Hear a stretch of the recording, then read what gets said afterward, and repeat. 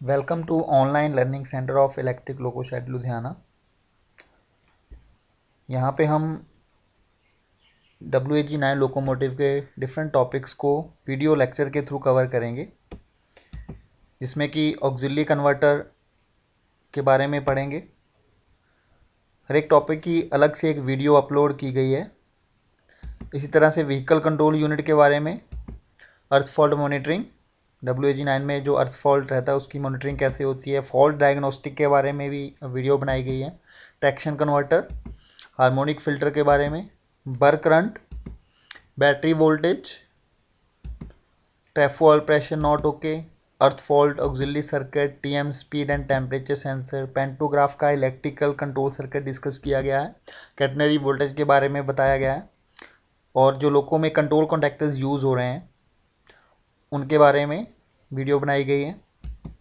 Primary current, इसके बारे में वीडियो बनाई गई है। तो हर एक टॉपिक को एक वीडियो लेक्चर के थ्रू कवर किया गया है, जिसमें कि उस टॉपिक के रिलेटेड इलेक्ट्रिक सर्किट डायग्राम, जिसको control diagram, control circuit diagram बोलते हैं, डिफरेंट जो इक्विपमेंट इन्वॉल्व हैं उसके बारे में फ़ोटोज़ के थ्रू दिखाया गया है, कहाँ कहाँ पे लोकेशन होती है लोकोमोटिव में उन इक्विपमेंट की।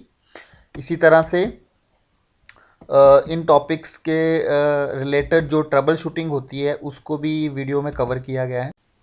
इस वीडियो में हम देखेंगे कि जब पेंटो नोट ट्रेसिंग वाली दिक्कत आ रही है तो किस तरह से इन्वेस्टिगेशन किया जाएगा, क्या ट्रबल शूटिंग रहती है, क्या सर्किट रहता है।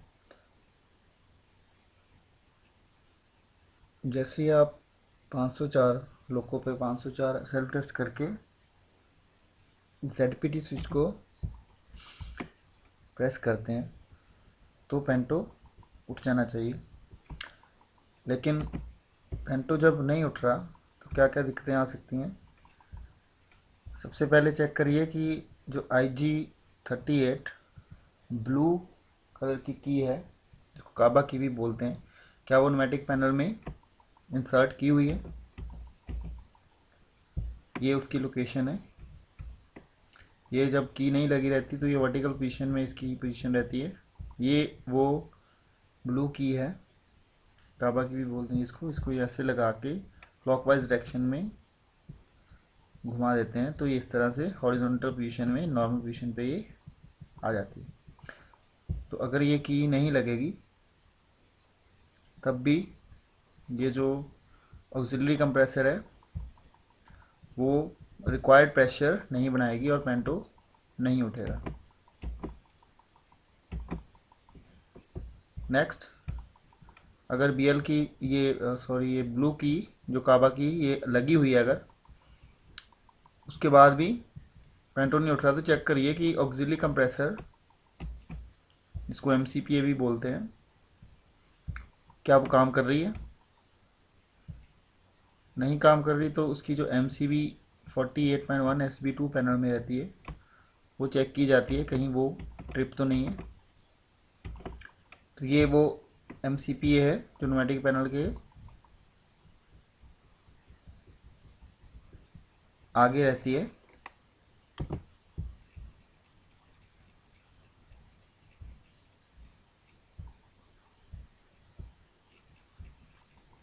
इस तरह से इसकी आउटलेट जो है वो न्यूमेटिक पैनल पे, इसका प्रेशर जो है वो जा रहा है इस लोकेशन पे,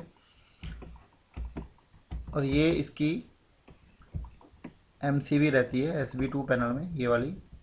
ये ट्रिप कंडीशन में नहीं होनी चाहिए, तब भी ये कंप्रेसर काम नहीं करेगी। इसके अलावा नेक्स्ट हमें क्या चेक करना है, ये कंप्रेसर का एक मैं सर्किट यहाँ पे दिखा रहा हूँ। ये कंप्रेसर 110 वोल्ट DC मोटर पे चलती है, ये कंप्रेसर है। और ये SP2 में जो MCB दिखाई है ऑक्सिलरी कंप्रेसर की 48.1, यहाँ से सप्लाई आएगी, और ये ऑक्सिलरी कंप्रेसर का कॉन्टैक्टर है 48.2, उसका इंटरलॉक यहाँ पे लिया गया है। मतलब ये कॉन्टैक्टर जब पिक होगा तभी इंटरलॉक क्लोज होकर ये सप्लाई 110 वोल्ट आगे ऑक्सिलरी कंप्रेसर की मोटर को देगा।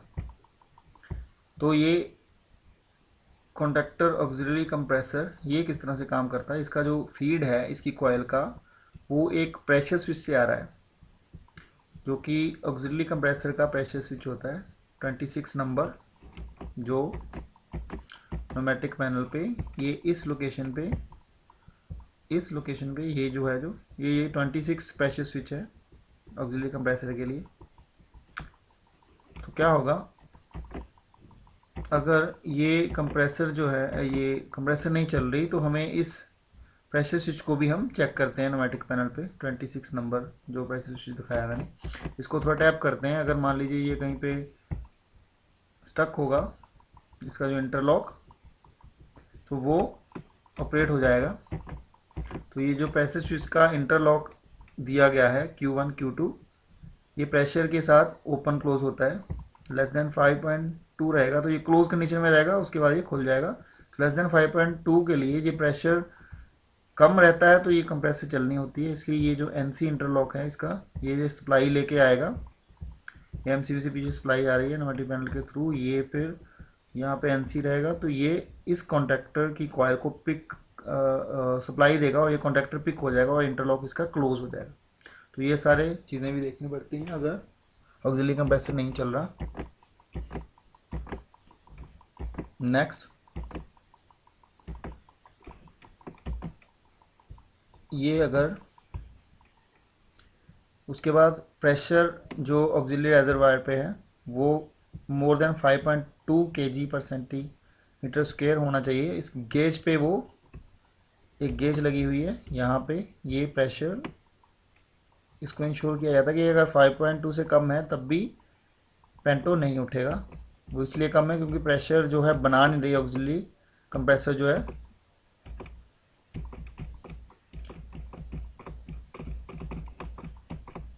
नेक्स्ट हमें देखना है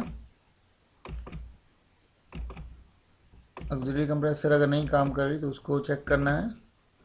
उसके बाद देखना है कि कहीं VCB का जो यहाँ पेंटो आइसोलेटिंग कॉक लगे हुए हैं न्यूमेटिक पैनल पे, कहीं वो ऑफ पोजीशन में तो नहीं है, क्लोज पोजीशन में तो नहीं है। ये वो कॉक हैं, ये हॉरिजॉन्टल में ओपन पोजीशन में रहते हैं, ओपन कंडीशन में, और वर्टिकल इसको इस तरह से घुमा देंगे तो ये क्लोज्ड कंडीशन में हो जाएगा। तो ये चीज़ भी चेक करनी होती है। अगर ये क्लोज्ड रहेंगे तो प्रेशर जो है वो पेंटो सर्किट में पास नहीं करेगा और पेंटो नहीं उठेगा। उसके बाद पेंटो रेस करने की जब कोशिश करते हैं और सक्सेसफुल नहीं होता तो उसके बाद हम क्या करते हैं, मान लीजिए कैब 1 से हैं, कैब 1 से ड्राइविंग कर रहे हैं, कैब 1 में हमने लोको BL की लगाई हुई है, तो उस हिसाब से कैब 2 का पेंटो उठना चाहिए। मान लीजिए अगर कैब 2 के पेंटो में कोई दिक्कत है तो हम पेंटो सिलेक्टर स्विच से कैब 1 के ऊपर वाला पेंटो सिलेक्ट कर सकते हैं, ये चेक करने के लिए कि हो सकता है पेंटो 2 में मैकेनिकल कोई प्रॉब्लम हो, जहाँ रेयर कैब का जो पेंटो उसके ऊपर लगा उसमें कोई मैकेनिकल प्रॉब्लम हो। तो ये वो पेंटो सिलेक्टर स्विच है। इसकी 3 पोजीशनें होती हैं, ऑटो 1 2। ऑटो में क्या होगा, अगर कैब 1 से हैं तो कैब 2 के ऊपर वाला पेंटो उठेगा, अगर कैब 2 से हैं तो कैब 1 के ऊपर वाला पेंटो उठेगा। तो अभी मान लीजिए हम कैब 1 में हैं और कैब 2 का पेंटो, कैब 2 के ऊपर वाला पेंटो नहीं उठ रहा, तो हम क्या करेंगे, इसको एक पोजीशन पे कर लेंगे। तब क्या होगा कि कैब 1 का पेंटो उठ जाएगा अगर कैब 2 में एक्चुअल में दिक्कत है तो। अगर ऐसा करने से भी पेंटो नहीं उठता, फिर आगे चेक करते हैं कि जो प्रेशर पैन सर्किट में जो प्रेशर जाता है उसके लिए प्रेशर स्विच हैं 130.4/1 एंड 130.4/2। अगर ये प्रेशर स्विच माल फंक्शन करेंगे, ये यहाँ पे लगे हुए हैं, ये जो है लास्ट वाले दो पेंटो 1 के लिए, ये पेंटो 2 के लिए, तो ये प्रेशर स्विच अगर माल फंक्शन करेंगे, ये सर्किट में ये यहाँ पे ये है 130.4/1 एंड 130.4/2, तो क्या होगा, no pressure in pan 1 pan 2 करके मैसेज आता है। तो उस कंडीशन में भी जो इलेक्ट्रॉनिक कंट्रोल कार्ड है पेंटो को उठने नहीं देंगे, क्योंकि ये जो है प्रेशर स्विच माल फंक्शन करके जो सॉफ्टवेयर है लोको में पेंटो कंट्रोल का, उसको वो डिसेबल कर देते हैं। तो ये जैसे हम कमांड देते हैं 35 सेकंड के अंदर अंदर ये प्रेशर स्विच जो है वो पिक होने चाहिए, लेकिन अगर नहीं पिक हो गए तो पेंटो नहीं उठेगा। अगर मान लीजिए वीसीबी क्लोज भी हो जाती है तो 2 सेकंड के बाद वीसीबी ओपन हो जाती है, अगर ये जो प्रेशर स्विच अभी दिखाए हैं वो पिक नहीं करेंगे तो। उसके बाद क्या है, मान लीजिए जिस कैब से मैं वर्किंग कर रहा हूँ उस कैब के ZPT में अगर कोई दिक्कत है तो हम क्या चेक करेंगे, दूसरी कैब में चले जाएंगे, वहाँ से पेंटो रेज करने की कोशिश करेंगे। अगर ये सब करने से भी कोई सफलता नहीं मिल रही है तो हम चेक करेंगे कि इलेक्ट्रॉनिक सर्किट में कोई दिक्कत तो नहीं है। ये थ्रॉटल वॉल्व है, ये यहाँ से ये जो पाइप आ रहा है ये न्यूमेटिक पैनल से है, पेंटो कॉक जो है उसकी आउटपुट है। तो यहाँ से ये पाइप ऊपर की तरफ पेंटो जो रूफ के ऊपर लगा हुआ है वहाँ पेंटो सर्किट जो उसका है उसमें पेंटो न्यूमेटिक सर्किट में यहाँ से प्रेशर जा रहा है उसको ऑपरेट करवाने के लिए। कई बार क्या होता है यहाँ पे भी प्रेशर लीकेज रहता है, इस थ्रॉटल वाल्व में भी तब भी है ऊपर प्रॉपर प्रेशर नहीं पहुँच पाएगा, इस वजह से भी पेंटो जो नहीं उठता है। ये बिल्कुल कैब, ये यहाँ पे कैब का मशीन कॉरिडोर का विंडो है, तो वहाँ पे हर एक कैब के पीछे दोनों कैब के अपना अपना ये पेंटो का थ्रॉटल वाल्व लगा हुआ है।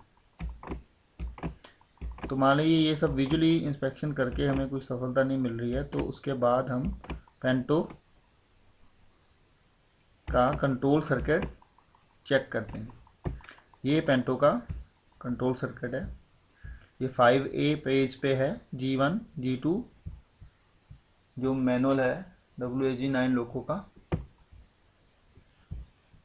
यहाँ पे मैं बता रहा हूँ आपको, ये जो है ये पेंटो का EP वॉल्व है, पेंटो 2 का, ये पेंटो 1 का, ये सिलेक्टर स्विच है 129.1। सर्किट डायग्राम में इसका नंबर 129.1 है। ये वो प्रेशर स्विच है, ये जो बॉक्सेस में दिखाएं ये वाले, ये इस सर्किट के पेंटो कंट्रोल सर्किट के कंट्रोल कार्ड्स और उसके इनपुट आउटपुट कार्ड्स हैं ये वाले, ये वाले। और ये एक बहुत इंपॉर्टेंट पार्ट, ये पेंटो ऑक्सिलरी कॉन्टेक्टर 130.1। तो अभी इस सर्किट को हम पढ़ेंगे पहले कि ये कैसे काम करता है। मान लीजिए हम भी मैं कैब 1 से ऑपरेट कर रहा हूँ, तो ये ZPT स्विच है कैब 1 का 120/1, ये ZPT 2 है कैब 2 का 129/2। तो इसका ये A पैनल में है, ये जो ये ZPT है, इसी को मैं यहाँ शो कर रहा हूँ। तो यहाँ पे क्या है, इसका B1 B2 इंटरलॉक है, 2111A केबल और 2333A केबल। तो क्या होगा, जैसे मैं ZPT पे कमांड दूंगा अप की, तो ये इंटरलॉक जो NO है वो NC हो जाएगा। ये सप्लाई फिर आगे इस डायोड के थ्रू इस सर्किट में चली जाएगी। अब यहाँ पे ये क्या है, ये 129.1 ZPT का ही दूसरा इंटरलॉक है जो कि NC है। तो ये जैसे हम अप दबाएंगे, अप दबा के अप में ये ओपन हो जाएगा, जीरो में भी ओपन है, सिर्फ डाउन में ये जीरो और अप में ये क्लोज है, डाउन में ये ओपन हो जाएगा। तो अभी क्या है, जैसे हमने यहाँ पे अप की कमांड दी है, यहाँ तक सप्लाई आई, और ये BL की का इंटरलॉक है 11 और 12। ये देखिए जीरो पे ये NC है, D और C पे NO हो जाएगा। तो यहाँ पे क्या है, जैसे हम BL की लगाए हुए हैं D या C पे करेंगे उसी कंडीशन में पेंटो उठेगा। तो ये NO हो गया इंटरलॉक, इस टाइम NO है, तो जो सप्लाई है यहाँ से इस NC इंटरलॉक के थ्रू इधर आगे सप्लाई पास करेगी। ये ZPT2 कैब 2 का क्योंकि रेयर कैब है वो एक्टिवेट नहीं है, वहाँ के दोनों इंटरलॉक हैं, एनसी ही है रहेंगे जी, बिकॉज वहाँ पे ना तो हमने डी में किया ना सी में, ऑफ में पड़ा हुआ है। तो यहाँ से ये सप्लाई फिर यहाँ पास कर जाएगी। ये इलेक्ट्रॉनिक सर्किट है। यहाँ पे ये STB2 HBB2 प्रोसेसर कार्ड है इस पेंटो कंट्रोल सर्किट के। तो इसमें ये जो 412.Q J, इसका मतलब है कि सेल 2 का Q स्लॉट जो IO कार्ड है इसका HBB2 का, उसके J कनेक्टर के 1 नंबर पिन से ये इन जाएगा सिग्नल और 9 पे ये आउट हो जाएगा। तो यहाँ पे देख रहे हैं ये जो रिले है, रीड रिले होती है कार्ड के अंदर, IO कार्ड के अंदर, ये NC इंटरलॉक है। तो यहाँ से सप्लाई पास करके निकल के फिर आगे STB2 प्रोसेसर कार्ड के IO कार्ड है जो J स्लॉट, उसके J कनेक्टर के 1 नंबर पिन से इन होके 9 से आउट हो जाएगी, क्योंकि ये भी NC इंटरलॉक है। उसके बाद ये 130.1 को पेंटो ऑक्सिलरी कॉन्टेक्टर है जो उसको ये पिक करवाएगी, उसकी कॉइल को ये सप्लाई जा रही है। तो ये 130.1 कॉन्टेक्टर जो है ये कहाँ लगा हुआ है, ये SB2 पैनल में, ये वो कॉन्टेक्टर है 130.1। इसका काम क्या है आगे देखेंगे सर्किट में कि जैसे ये कॉन्टेक्टर पिक कर जाएगा तो इसका जो एक इंटरलॉक है NO, हमने ये सर्किट में लिया हुआ है 130.1, ये इंटरलॉक जो है वो क्लोज हो जाएगा। तो क्या होगा, ये जो सप्लाई है पॉजिटिव सप्लाई यहाँ पीछे से अवेलेबल है वो सप्लाई, क्योंकि ये देखिए सारे NC इंटरलॉक है।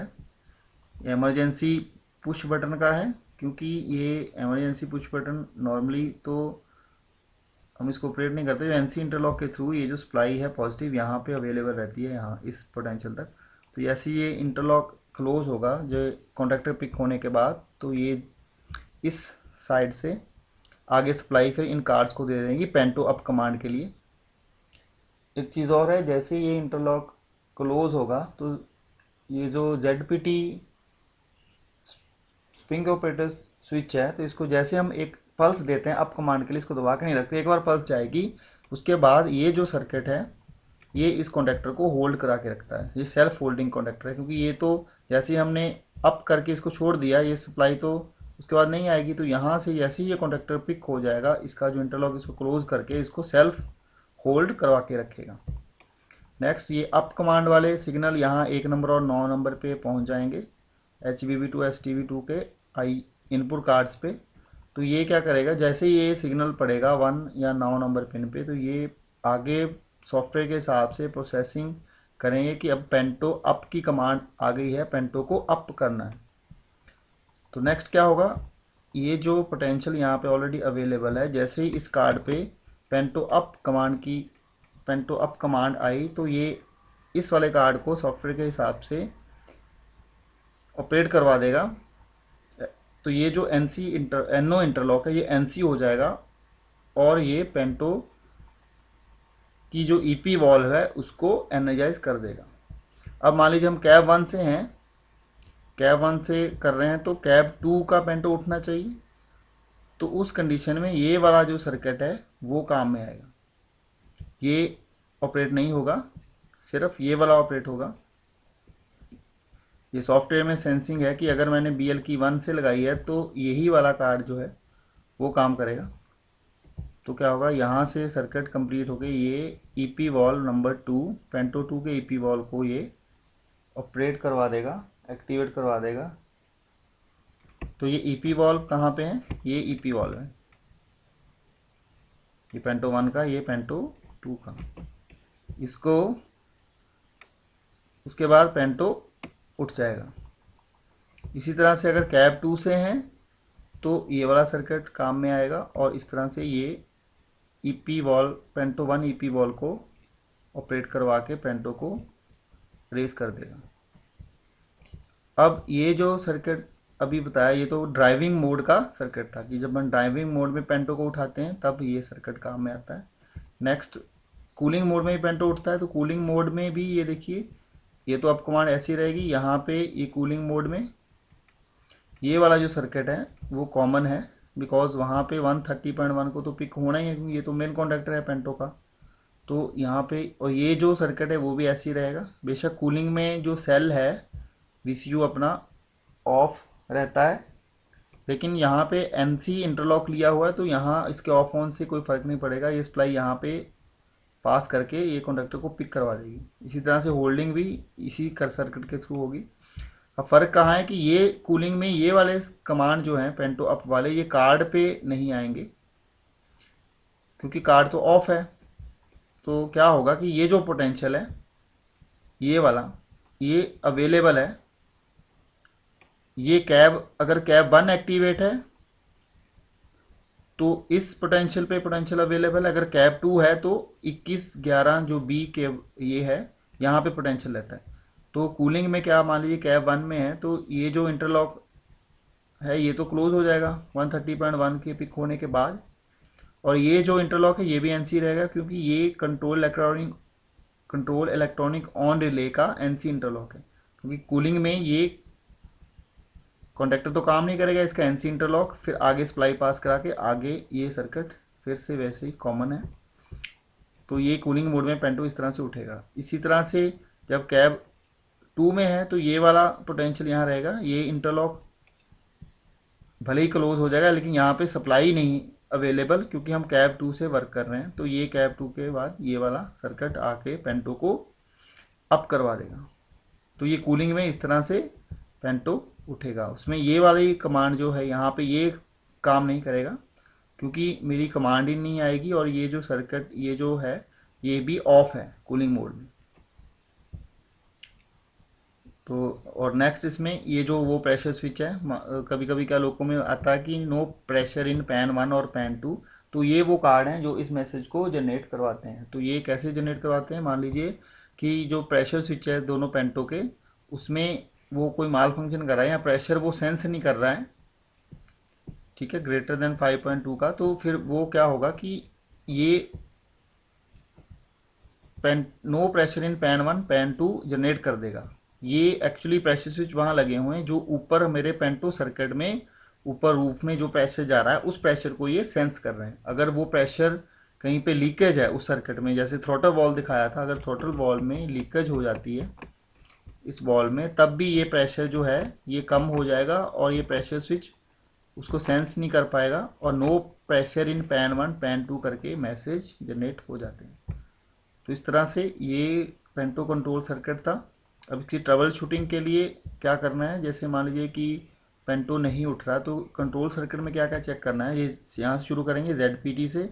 ये इंटरलॉक इसकी सप्लाई पास कर रहा है कि नहीं, जैसे ZPT को अप पे रखेंगे तो ये सप्लाई ये जो पॉजिटिव है यहाँ पे अवेलेबल होती है। तो मल्टीमीटर लगा के, मल्टीमीटर की रेड नॉब इस सिरे पे लगा के और ब्लैक नॉब लोको बॉडी के साथ लगा के हम देखते हैं यहाँ पे पॉजिटिव सप्लाई पास करती है कि नहीं, ठीक है। उसके बाद ये डायोड चेक कर सकते हैं कि ये डायोड सप्लाई पास कर रहा है कि नहीं। उसके बाद ये जो इंटरलॉक NC है इनको चेक करना होता है कि ये पास कर रहे हैं।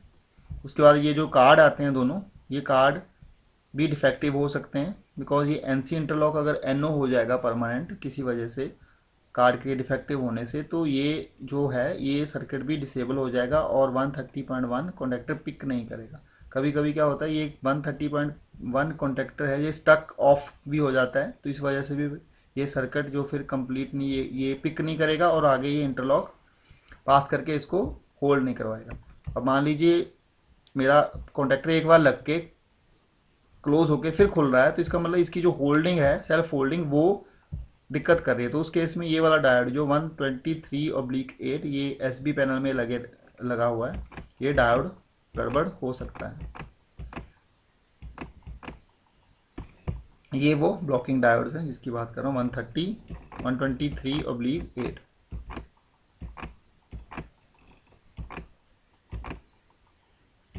नेक्स्ट, अगर मान लीजिए ये इंटरलॉक कुछ ये इंटरलॉक भी गड़बड़ करेंगे या ये वाले जो NC इंटरलॉक हैं ये गड़बड़ करेंगे, इमरजेंसी स्विच का इंटरलॉक 11-12 NC होना चाहिए। अगर ये NO है, NO हो जा रहा है किसी वजह से, तो ये इंटरलॉक की वजह से भी पेंटो नहीं उठेगा।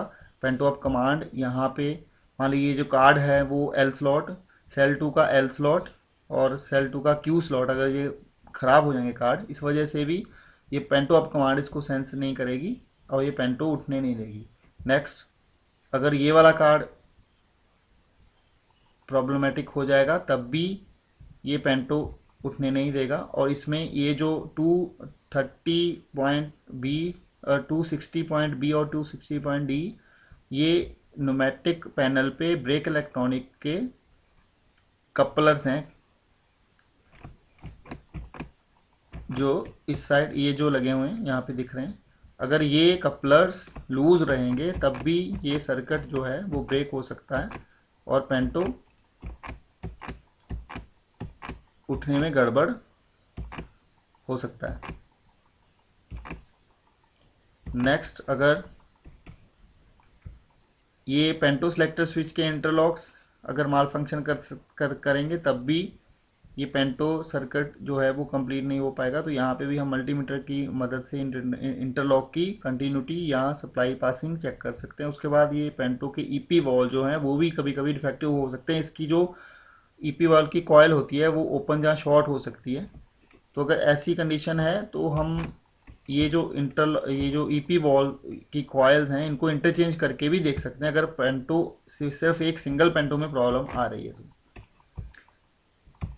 Next, no pressure in pan two, अगर ये कार्ड डिफेक्टिव हो जाएंगे तब भी ये मैसेज आने की वजह से पैन टू को नहीं उठने देंगे। नेक्स्ट, अगर ऑक्सिलरी कंप्रेसर जो नहीं चल रही है तो उसकी वजह से ये जो कॉन्टेक्टर जो है वो ख़राब हो सकता है। ठीक है, ये प्रेशर स्विच डिफेक्टिव हो सकता है, ये इंटरलॉक इसका डिफेक्टिव हो सकता है, या फिर ये जो 110 की सप्लाई है ये अवेलेबल नहीं है इस एमसीपी के लिए।